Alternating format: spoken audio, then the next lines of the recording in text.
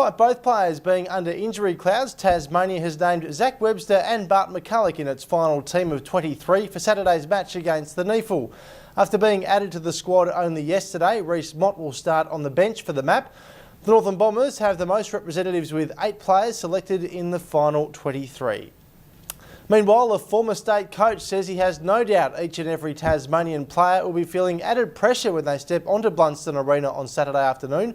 Robert Shaw led the MAP to its historic win against Victoria in 1990 and believes there's no bigger honour than pulling on our famous jumper. It was arguably Tasmania's greatest ever win. Look at the kick!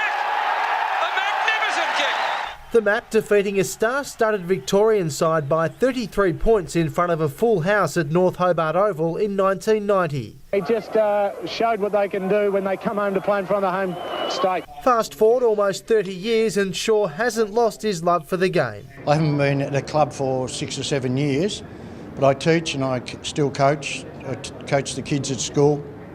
I see a lot of games of footy, so I don't miss out on seeing any footy and follow very, very closely. Recently, Shaw and the 1990 State of Origin team was honoured at the Celebration of Tasmanian Football Gala event in Melbourne. And a lot of those players and support staff will be watching on closely this weekend as the MAP takes on the Neefle. Every time a state team steps out, there's a little bit of added pressure to that. They've got to play their role. He believes there's no bigger honour than pulling on our famous Guernsey. We've got a unique jumper, haven't we? Doesn't have to change. All these other clubs come in and they've got fancy designs. We've still got one of the greatest and most original jumpers. First bounce in Saturday's match at Blundstone Arena is at 2 o'clock. I hope they have a great game.